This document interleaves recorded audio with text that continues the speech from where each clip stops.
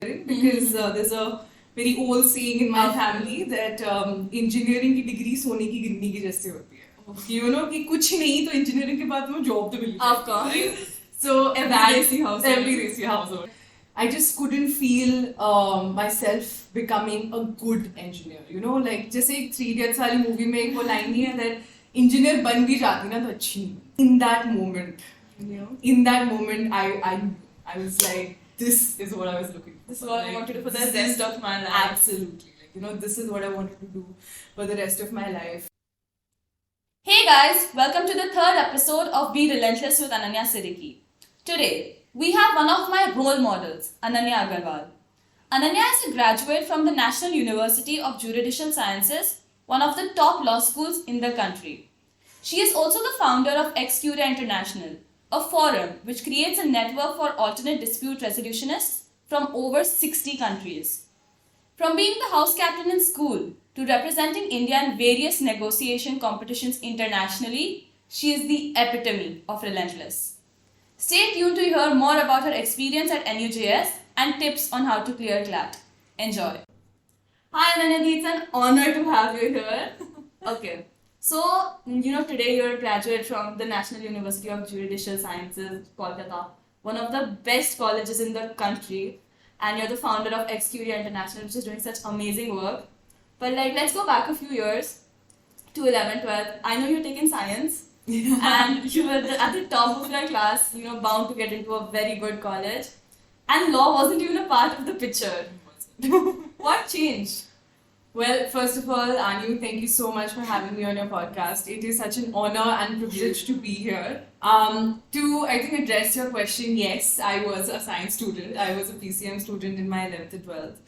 And what changed, I would say, is that I did not feel a passion enough for the subject. Like you mentioned, I was doing very well in my studies. I had joined numerous coaching centers and all of these exam. Always top of your class. Always because I'm a hard worker. I think that is a innate quality which has been there since childhood. But I just did not feel a passion towards science. I was doing great in it. I was coming in my top 10 in my class. I was ranking great in these practice tests. But I just couldn't feel myself becoming a good engineer. जैसे एक 3 Idiots वाली movie में एक वो line नहीं है that engineer बन भी जाती ना तो अच्छी नहीं. And for me specifically, I always had this passion for management. I always wanted to get into kind of entrepreneurial roles. You are taking me back 5 years before. I'll take you back a couple more. When I was in the UK, during my primary school days, I was 13 at the time, and I initiated a small initiative in my school called Young Chambers, and I founded that. And essentially what we did was we hosted business breakfasts. So we called local businesses, we called MNCs also who were present in our small English town at the time. I was living near Manchester. So we had Bentley come in, and we had Asda come in, and we had all of these companies come in to fund different events that were happening in the school itself. So, that kind of passion for entrepreneurship was always there. So, towards the end of my 11th grade, this is when I made that big decision where I decided to break down in front of my family that I don't want to do science. And to be perfectly honest, I didn't have an idea. I didn't know what I wanted to do. I knew at some point I wanted to do an engineering, at some point I wanted to do an MBA. But how do I get to an MBA? I had no idea. So the logical decision just became that, okay, you know what, let's do a BBA. And then after that, let's do an MBA. To absolutely no disappointment to anyone out there, my mom completely broke down when she heard I wanted to do a BBA. She was like, "Meri beti diploma karegi." And to that, I was came to a negotiation with my parents that, all right, you'll do a BMS and you will do it from the best university in India, which is Sukdev in Delhi. It has a beautiful program for 4 years of the BMS degree.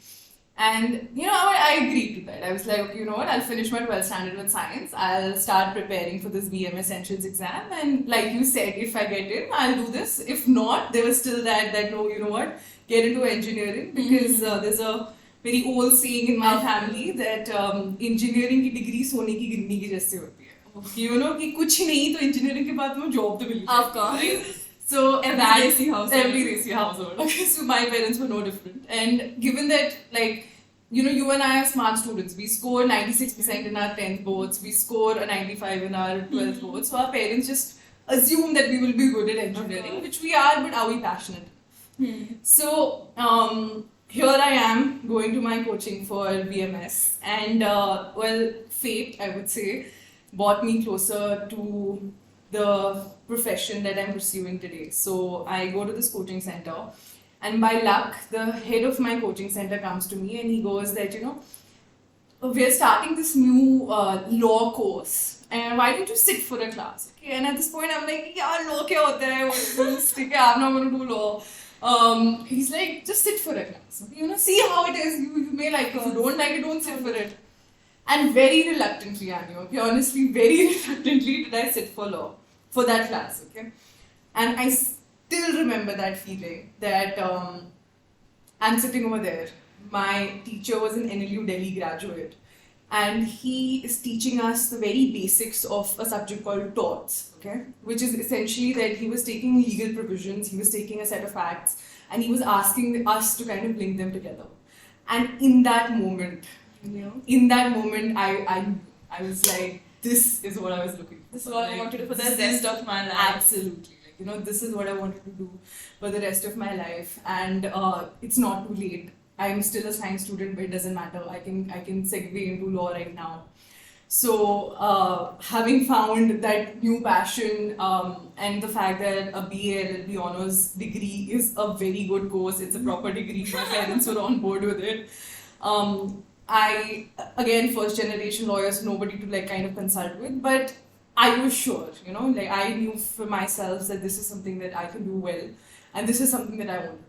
So the train kind of, you know, shifted stations now. So instead of getting into an IIT, I started making my way to get into an NLU, and the prep for that started. I wouldn't lie, it wasn't easy, but of course we can talk about that later.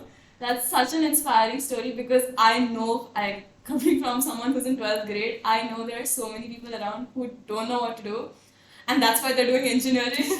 Yeah. Because I assure you, there are so many people out there, but I'm sure everyone's going to get that click. Yeah. Look out for it and seize the Definitely. opportunity. Absolutely. I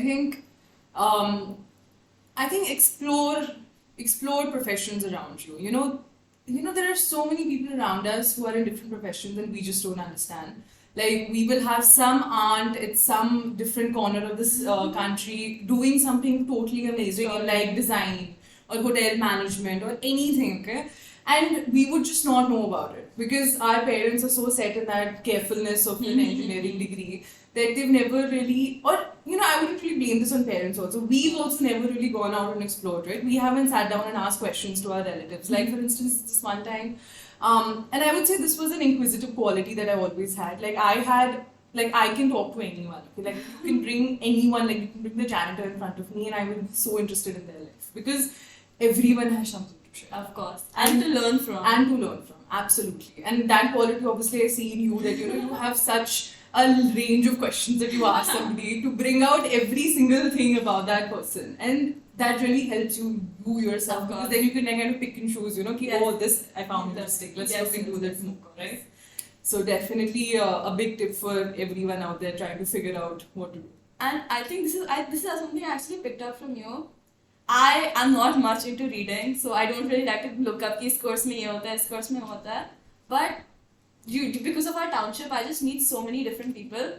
And where my friends would probably hesitate, I have like no shame on us. What are you doing? Which college are you in? What's the entrance? What do you learn? What can you do from this? And I think just do it. Yeah. It helps. Absolutely. Okay, so as you said, you started preparing for CLAT, the common law admission test.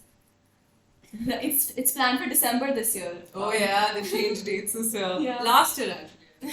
So what was your preparation for CLAT like, and if there are any tips you can give for anyone who's Oh my god, we'll have to do a separate podcast on this. So my preparation was that I did take a drop year. So I had a good 9 months to prepare for my CLAT. But my preparation specifically was to do a lot of GK, to do a lot of studying. which was very different than how you would usually expect to do for an entrance exam. So how the CLAT or the CLAT is kind of structured is that you have you have a legal section, you have maths, you have logical reasoning, you have English, and then you have GK. From my time, this is what I remember. I'm not sure if there are changes right now, but guys, like we said, go research. Okay. But how you prepare for each of these sections is that you, first of all, obviously learn the matter. You learn what is there to, like, subjectively what is there to learn. But second of all, you do a lot of entrance tests. Like, you do a lot of practice papers, and I think that goes for any entrance test there is, because I feel that the more entrance exams that you give in those kind of test conditions, like you give yourself 120 minutes, you solve a paper, no matter how underprepared you are. Okay, I know this is something that a lot of people struggle with, is that they don't give entrance exams thinking that, oh, if I score a bad test in this particular test paper, that will kind of bring down my morale, my motivation, etc. But I don't think that's true. I think you need to keep testing yourself at every juncture, because you need to be honest with yourself. True. You cannot start kidding yourself that, look, you know what, I'm doing great, this and that, because at the end of the day, you're going to be sitting the same exam that everyone else is. So you need to know where you stand. And there's always room for improvement. And for you to realize where that room of improvement is, you need to give these practice papers. So you sit down, you give your practice paper in those test conditions, and then you see how much you score. Acknowledging the problem is the first step to solving it. Absolutely. I'm sorry, I cut you off. No, not at all. I think that's a great way to kind of put it. So that is number one.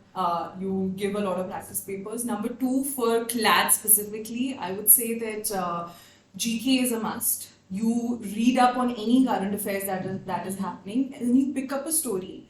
And then you deep dive inside it. Like, for instance, you take any story which is happening in the current times, okay? We've come out of COVID-19. We've faced a big pandemic. It has affected literally everything. Any current affairs story that you pick up right now, you see the impact that COVID-19 has had.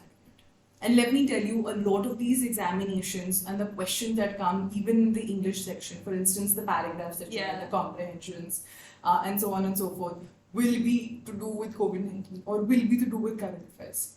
And the minute that you know, the minute you know what is happening or what happened before, and the fact that you can kind of draw a link between all of it, the minute you are already doing better than the next kid in this particular section.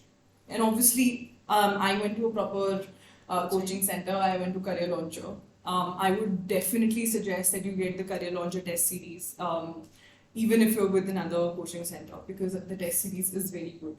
And apart from that, obviously, there's multiple things that you can do personally. Have a study timetable.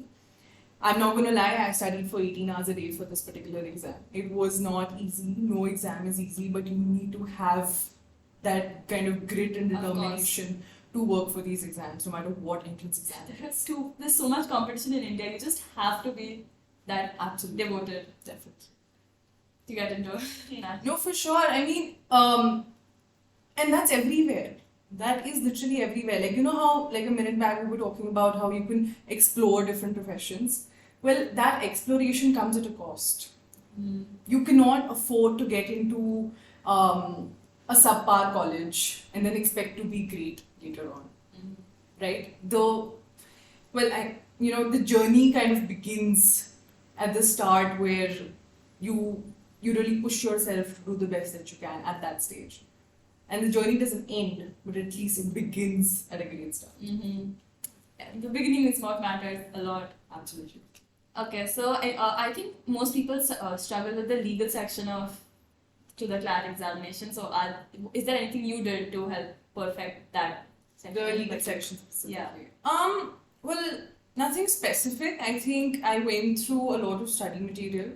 I had some very good professors. I wasn't shy in having these doubt sessions, because for my coaching center at least, we had this particular provision where we could have one-on-one time with the professor and kind of solve the doubts, kind of understand how to solve a particular type of question. So back in my time at least, the kind of legal questions that we would get would always have a pattern behind them, right? So there would be say 10 to 15 kind of patterned questions which would have different facts and different law analysis to them. But once you've understood those 15 kind of patterns, then you can apply that to any question. So it's important to kind of go to the root of the question to understand the pattern behind it, and then just solve as many questions as you can. It's a little bit like math, you know. I know that sounds really weird because math and law, but you know how in math you have a particular equation to solving a type of question. Similarly, in a legal question, you have an equation. Just find that equation. And if you get it once, You're set. Exactly. For sure. Okay, so going back to what you said, you took a drop year in after 12th. So I know that a lot of people who are in 11th and 12th, even if they're planning of taking a drop year, they don't know the repercussions and if it's actually worth it. So what was your experience, and does it actually have an impact on career later, taking a drop year? I think the question is twofold. First, to answer whether does it have an impact on their career? It does, because it depends on what college you get. Right? Of course. Long answer, very short. Second of all, when you ask me how it was for me or whether one should take a drop year, I think that's a very personal choice. Because taking a drop year really means that you're giving it your all in that Absolutely. The kind of mental health pressure that comes with it, the kind of expectations that people around you suddenly start having do increase multifold. But I would say that if you're serious about your profession, if you're serious about your career, and you believe in yourself, you know that you can do it. You can take that year off. You can work as hard as you need in that one particular year, and then you can again retry and sit for all of these entrance examinations with the caveat, of course, that not everyone gets through. I mean, I had so many people in my batch who were super smart, okay? So like, for instance, in my coaching, we had something called the Order of the Phoenix. So what they'd done is, and this was a secret group now, so not so secret anymore, but the professors had handpicked students from all of the different branches of Career Launcher. And we'd been put together, some 20 of us had been put together for like focused classes over the weekend. So we had classes starting from 9 a.m., which would finish at like 8:30 p.m. at night. And they were just back to back studying. But I think like 15 minutes for like a minute. Okay, that's it. So the Order of the Phoenix was very, very successful.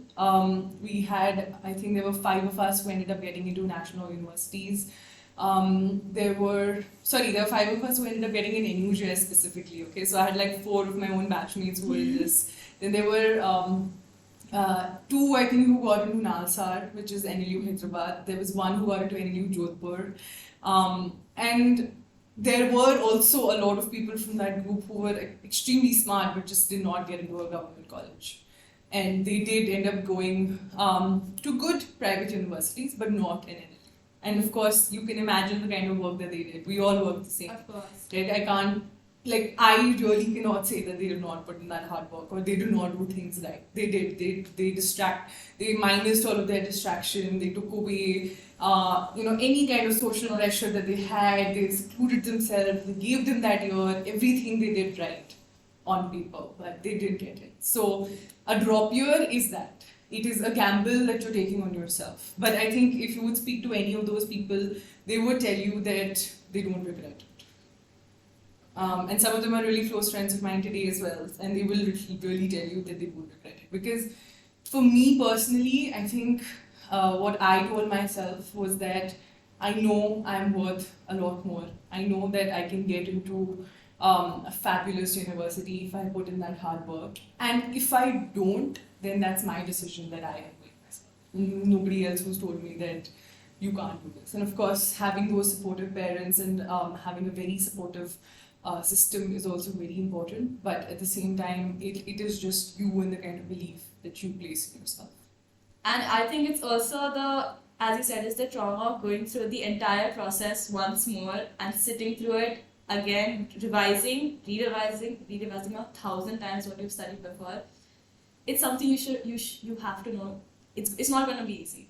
It's definitely not going to be easy. And you have to be capable of take it. But Ani, there are both sides to this. So while obviously it's not an easy thing to do, is it really an easy thing to do to settle for what you have? As a 12th standard student, you had a lot of things going on in your life. You had your boards. which mind you are very important. Okay, like focusing on your boards is very important. My parents had their foot down that you need to get 90 above in your 12th grade in order for us to, like in order for you yourself to have such a great CV. Because once you're even in college, beyond that you have your you have your higher studies and you have your job applications, and everyone will ask for your 10th grade and your 12th grade board exams. And that result matters. It really does matter. Like, a lot of students I see today do not focus on their 12th grade board exams because they're like, it's just a number, doesn't matter. But trust me, it does matter, because once all of you are in an IIT or all of you are in an LU, what is setting you apart is your 12th grade board marks. Oh, true. Okay, so you have a lot of that pressure in your 12th grade. So are you willing to settle with yourself that you know that you didn't have enough time to prepare for your entrance exams? And are you just happy with what you have, what you did get in your first kind of, attempt, first go? Of course, if you are satisfied with yourself, then don't listen to anyone. I'm not saying that it's always the best idea to go for a drop exam. I mean, we know so many people around us, right, who didn't go for board exams, who've gone into like great universities in their first attempt itself. We know that if they may have taken that board, like maybe have taken that drop year, they might have gotten into better. Or they might have gotten into worse, nobody knows. Because once you're out of that mind frame, then it's a difficult decision. Of course. So it's a very personal one. But for me, it was a no-brainer. Okay. So thank you. I think that's something a lot of people needed to hear. Okay, so I'm sure as part of your curriculum, you've interacted with people from private colleges and of course people from different government colleges across your across your course. What's the difference you see not only in people but like the culture you have at an NUJS and a private college? I think that's a very interesting question. I think the caveat to that is that it again depends on the student. A student in a national university and versus a student in a private university could be very different people. Like a student in a private university could be extremely extremely hardworking. They could be smarter maybe than the student in this NUJS or Nalsa, so whatever college it is, right?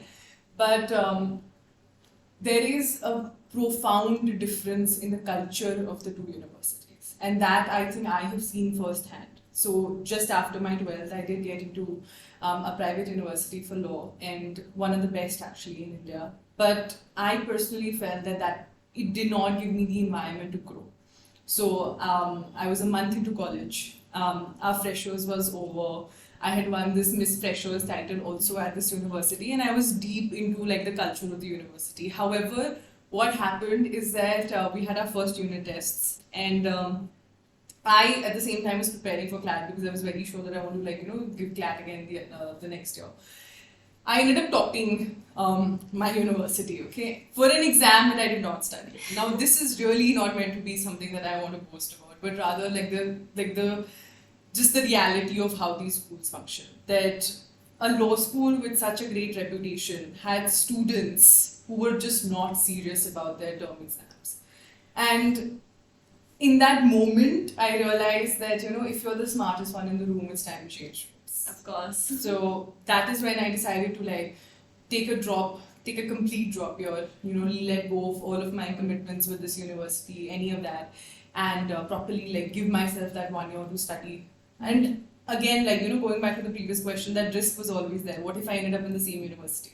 Because it wasn't an easy process even getting into this one. So what if I ended up here again? And this time I'll be a bad junior to people that I graduated with. But it was just about trust and belief that you place in yourself. And that difference that I knew a government college can make to my career. I knew there was this professor that used to teach us physics. And he once told us that, we're all on this train of life. And there are different stations. So where your train takes off from depends on which university you get into. For instance, if I want to get from Vakar to Vimannagar, alright, my station starts from Makar. But if I get into a government college, my station moves 5 stops ahead and it starts from somewhere in the middle, like Central Bombay. Mm. And that is the difference between a private university and a government university. You're so much closer to your goal already. Of course. There are harsh realities behind this where government students are given just an innate, they're given just this innate kind of understanding, respect that they've done something to be there. That kind of respect increases. And it's a harsh reality, but it's there. So while I can obviously go on about the subject forever, there is much difference when it comes to a private university and a government university, and I think the main difference is the kind of crowd that you get. People are just so much more driven to do things in a government university. I think I absolutely agree with your statement that if there's someone from a government college, I mean, even if there's a person in front of me, I don't know anything, I don't even know the degree they've done, but they're from a government college. They might have failed a semester, but they've already gained my respect because it's not a joke to get into a government university, and it's just an advantage you have. It's not to say that a private college isn't good. It's very good, but it's the reality, as you said. No, absolutely. So like on this front, there are two perspectives to this. Okay, one is where you get it in your undergraduate, where obviously no doubt if you get into an NLU, you are just the more privileged in the market. I'm not saying that's because you are any better than a private school law student. However, what comes is like the branding that you get from the law school. And that goes with everything in the world. Okay? That's why people get into the best companies. That's why people get into the best postgraduate universities. That is why you do things, to get that branding on yourself, right? So that is one perspective, that you've gotten into a great undergraduate college and that brand follows you, and you get some great opportunities for internships, and then you get into great job offers.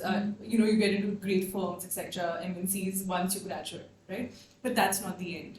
There is a different perspective to this, which is that you still have the opportunity to do a very good postgraduate. There is nothing stopping you from working hard in your undergraduate degree to get into that great postgraduate, okay? To get into those IIMs and to get into your MS in your IITs, or go abroad for your MS or your MBA or whatever it may be, right? So while I would really, really push everyone to work their hardest in these years that you have, okay? These years are not coming back. Your friends will come back. Your social life will come back. I am somebody who innately believes in work hard but party harder, right? But in those years, I had completely isolated myself. I wasn't talking to anyone except my family. And I wasn't talking to anyone apart from like the few people that I had as my support system. And I am so grateful for the kind of sacrifice I made at that time, because of that sacrifice. Keeping the results later. Absolutely. Okay. But at the same time, if you do not get into a government college, it is not the end of your life. Trust me. There are people who may be doing far better things from a private college just because they did not give up. They worked hard, they got into great postgraduates, and they're probably doing a better job than somebody from an NLU also. Of course. Very true. Okay, so as you said, like the culture in government colleges is just different. And from what I've understood is that everyone who comes to a college like this has either been the head girl, or everyone there has done extraordinary things. I've always known that you're special and exceptional, but what does it truly take to be different in a room full of such exceptional people? That's a hard one. I'm not very sure how to answer that as a solution. There is no one answer to this. I think, for instance, for me personally, getting into law was a passion, right? And like you mentioned, I was in a room full of head girls and head boys now. So while I was always used to, coming first in my class or always excelling at everything, I'm suddenly in a room full of people who are also used to excelling. And then the competition just becomes higher, right? Like you're competing for the same thing. Absolutely. But I think in that competition, what you need to remember is that your skills and qualities are always going to be different than the next person. No two people are going to be the same. No matter how similar your interests are. So all of my batchmates and my interests are the same, right? That's why we ended up in a college together. But no matter how different, how similar your interests are, you're going to have qualities which are innately different. and it's for you to tap onto those particular qualities in order to find your forte in the field itself. So for me, it's like, for instance, in law, there are multiple different divisions that you can get into. And from the first, like, kind of get-go in law school, I walked in, and this is a story I tell my juniors that, in the first week, I had figured out who was the kind of like the most successful person in my most senior batch, in my 5th year batch, okay? And I had like these 5-6 names, and I was like, okay, this guy's going to Harvard, and this guy has a job in London, and oh, this guy has his own firm, and things like that. And I was like, okay, wow, like these are my mentors. These are people that I want to go to. I want to talk to them. I want to see what they've done in law school. So I would say, how, in order to be exceptional, you need to talk to exceptional people. You need to figure out what they've done, how they have prepared, specific things that they have done. And then you just pick and choose your advice. You see what you like in that, you see what you can do, and then you follow that. Okay, that's really cool. Okay, so I know you're the founder of Ex Curia International, an international forum which creates a forum for alternate dispute resolution. Very good. Enthusiast. Yeah. I'm sorry. But yeah, so I know what it is, but could you please tell our viewers what it is about and what alternate dispute resolution is actually? Absolutely. So, Ex Curia International, we're a forum. We're an international dispute resolution forum, and what that means is that we host a blog, a podcast, and we host several networking events. Lately, we have also kind of segued into the government sphere, where we give policy suggestions to the governments. We also give policy suggestions to international organizations like the World Bank, several different organizations of the United Nations as well. And what essentially we do is we create one network. We create one network of individuals who are passionate about international dispute resolution. Now, to explain a little bit more about what ADR is. How the structure of law works is that there is something called litigation, which is you fight disputes inside a courtroom, all right? All of these TV dramas that you see, that's litigation. Another part of law is alternative dispute resolution. These are basically mechanisms which help you resolve disputes outside the court. So there are multiple, obviously, different facets of this, but how it essentially works is that there are two parties, and there is a third neutral party who is the mediator, and the mediator resolves the disputes between the two. Now, the mediator doesn't replace the judge. The mediator is somebody to facilitate your disputes. So the ADR mechanisms in general they're more peaceful, they're more party driven, because it's you and I who have an issue who are solving it. It's sat on a table. It is not two lawyers who are fighting for us. Mm-hmm. But at the same time, to protect your legal interest, you do have lawyers on the table, and you do have a mediator who is kind of resolving your disputes by asking you the right questions. So that is what ADR is, that is what mediation is. And that's just a little bit about what ECI does. So how did this thought of alternate dispute resolution really come up in your mind, and what was the motivation to actually founding this forum? Well, Anu, it was a lot of experiences. It was a lot of late nights, some my very own, where I kind of found this gap in the market. So initially, when I had joined law school, I instantly was amazed by the idea of alternative dispute resolution. I found this new way to solve disputes which was so amicable, which actually put parties' interests first, which wasn't time consuming. We have a big problem in our court system wherein cases take like years and years to solve, and suddenly we found there is this particular mechanism which nobody's really talking about, and it was kind of just like building up at that stage. So there is something in our field which are called ADR competitions, negotiation and mediation competitions. And I started taking part in them. And luckily enough, within the first 3 months, and I'm a first year law student at this point, right? Within the first 3 months, I go for a very reputed competition in Bhopal, and we end up winning there. We won the 8th best team over there. Okay, but I won my trophy in my first competition, and I'm really excited, and this passion inside me has kind of like grown.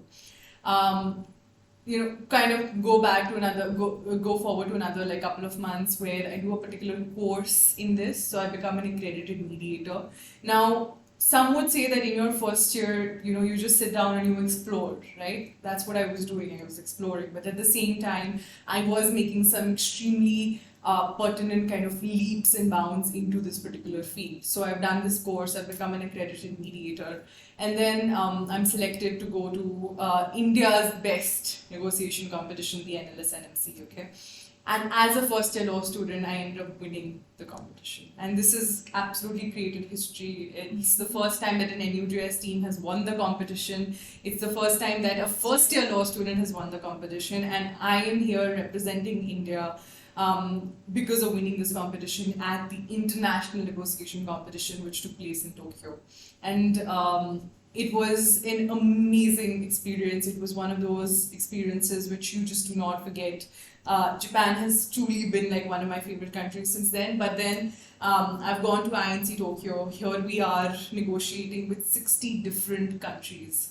There is literally one team from 60 different countries. It feels like a United Nations panel, but I'm sitting and I'm talking to like people from various different ethnicities and backgrounds.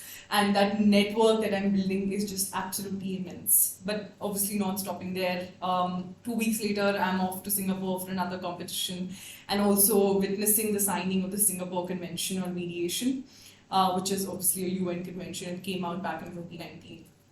Not stopping there either. 2 weeks later, I'm off to Dubai to do an internship with a London-based organization where this time I am organizing a competition. And truly the learning goes both ways, right? While I was a participant in these competitions, I was learning so much because of like actually participating, but actually organizing them, also being on the other side, was also a great learning experience. Come back from that, within I think the next month and a half, I'm off to Delhi to do an arbitration moot. And all of these places I'm winning accolades, all right? I'm always coming like quarterfinalist or I'm semi-finals or I'm winning the competition or something or the other. And then as a second year law student, I am off to Paris to do the world's best mediation competition, which is the ICC Paris. And herein we won a special prize, we won a special trophy, and absolutely the network that I've built till this point is just immense. Take a month later, COVID hits. And we're all at home. All of these competitions and conferences are getting cancelled. Internships are getting cancelled. And suddenly I just have too much time on my hands, okay? And I see an innate difference in the market of people who have a network in the legal sector and of people who don't have a network. And, like I said before, I am a first generation lawyer. I do not have contacts, I do not have connections, or anybody in my family who was remotely linked to law at all. So whatever network I created my own. And suddenly this kind of idea, which was spewing for a few months now, has the potential to come about. And here I reach out to my network of international dispute resolution specialists. So these are partners at like very big international firms. These are Supreme Court judges. These are absolute specialists in their fields who I'm calling and being like, you know what, I'm starting something called Ex Curia International. This is a forum. And I would say because of my own kind of, reputation, which was already built in the market till then, the kind of internships that I'd already done, all of these people agree. And, it's bang on COVID. Nobody's moving out of their houses. I am on calls from like 7 a.m. to like, 11 p.m. at night because of the time difference. Mind you, all of these people were in like 20 different countries. ECI is currently present in over 60 different countries. We have advisors from around 35 different nationalities. I have a team of editors, people who work in day in, day out from about 20 different countries. So it wasn't an easy task. There were obviously language barriers, time differences, just the fact that I was a second year law student doing all of this. And all of these people were much, much senior than me. But the passion, the hard work, the kind of professionalism that I could bring to the table was appreciated by everyone, and that's kind of what accumulated into Ex Curia International. And by God's grace, we have been doing very well and been growing since then. We actually just last couple of weeks ago completed our 3rd anniversary. So A big congratulations on that. Thank you. I keep seeing awards and this and that, and obviously I don't know much about law, but I'm really proud. Thank you. I'm so proud of you. Okay, so we have a few questions from our listeners. The first question is, I think, one a lot of people will resonate with. It's, how do you stop procrastinating and actually start studying? This is a question I have asked you in the past. So, what is there anything you've done? Put away social media, guys. Put it away. You do not have the time for social media. You do not have the time to hang out with your friends for hours on end anymore. You need to have a timetable. You need to have a to-do list. You need to wake up in the morning with a purpose. I remember back in my time, and this is actually something that I still do right now. You know, when I feel like I'm kind of bent out of shape, I haven't been working. I haven't been doing things on my to-do list. I wake up in the morning, I set myself tasks which I have to finish by the end of the day. And then later, at the end of the day, I revisit that list. And you yourself will realize, you know, the kind of guilt which comes with like not doing the work. And it is so important, and I cannot put enough pressure on this. Stay away from social media for these years. Just, you do not have time for Instagram. You do not have time for Facebook. YouTube, anything really which distracts you. Use your social media for good things. I'm not saying Instagram is bad, it's very good. In fact, there are so many things that you can learn. There's so many pages, so many motivational pages that you can follow, and you can hear other people's story. But at the same time, make sure that is what you are doing. If you're spending your Instagram or if you're spending your time kind of looking at your Instagram reels, or you know, with your WhatsApp friends and like groups and people like sharing just random whatever nonsensical things, that it's okay to do that. Just don't waste all of your time. Like if you do that for 15 minutes a day, that's fine. You need to like, you know, come out. You need to come out from your stressful routine. Come out and like you said, burst that bubble. But it's not something that you can sustain. I was off social media during my and also during my for at least the last 4 months. Actually, another thing which our maths sir said, and I think you said something very similar, is that I'm not sure if you guys know do you know how Snapchat works? Yeah. So if it's like you keep sending pictures back and forth, and there's this streak thing which comes up there, and it's like, so if I've sent you pictures for 2 days continuously, it's like 2 days and a fire emoji. Right. This is something our sir told us that we can do. Like if you study for even if it's like half an hour, write it down in a book. Because even though it might not matter, just because it's there, you want to keep chasing it. Right. And it creates a loop, and it actually does get you started. That's actually a very good tip. That's fabulous. I might actually like borrow that to do work even right now. Okay, so and another question we got is, what are the life skills you learned when you in the process of becoming a lawyer? Oof, that is very difficult, but I think the biggest virtue is patience. You will learn that things do not work on your whims and fancies. There is a lot of things which happen behind the curtain which you don't know. Not always is it your fault that you didn't get something, or your fault that you do not do well at something. There are multiple factors which go behind everything. And I think that is a life skill that is so difficult to master. And personally, I speak from experience that, you know, about 3 years back, I would be somebody who would be down in the dumps the minute I didn't get something, or if I didn't win the way I wanted to, right? Like for instance, if I've set a goal for myself that I have to win this competition, okay, and if I didn't win, I came in as a semi-finalist, or if I came in as a runners-up, I would be so depressed. I can't tell you. I would be down in the dumps, blaming myself, blaming everything that I have done. Just not wanting to acknowledge the fact that it's okay to not do as well as you probably thought you would. And there are people around me who are so happy with this, right? Because there are so many like positive things to look at. Like they're like, but hello, you're the first like second year to do this. You're the first student from NUJS to do this. Our university, being the best it is in India, still hasn't reached this particular level, and you've done it. But I would still be blaming myself for not getting where I would. But that fire is not a bad thing. Of course. But blaming yourself is a bad thing. look back, retrospectively look back at your mistakes, see what you could have done better, and work on those. And personally, that's what I did for each and every one of my failures and each and every one of my wins as well. Because you don't just win once in life. You have to constantly keep winning in life. Absolutely. Okay, so the ultimate question, what does being relentless mean to you? Oof. I think being relentless means to be. That's a difficult one.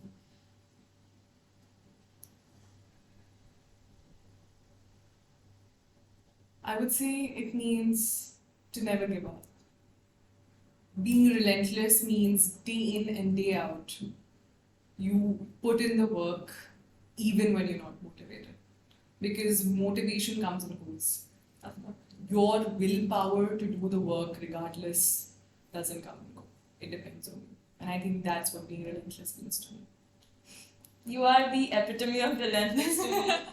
I think every single friend of mine knows about you. I keep telling them, Ananya's done this, Ananya's done that. And today they can finally see what I'm talking about. It was truly a pleasure having you here, Ananya. Thank you so much for coming. I'm sure everyone who's listening will take away something they like. You've inspired so many people and you're my personal role model.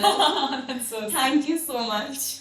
Thank you so much, Anu, for your kind words. And I think while we are giving compliments, let me just tell you that you have inspired millions your age and also older. Because the kind of relentless behavior that you show is exemplary. And I think all I can wish is best of luck to you. And I know you will just do exceedingly well. And I'm so proud of the work that you do. Thank you so much, Ananya.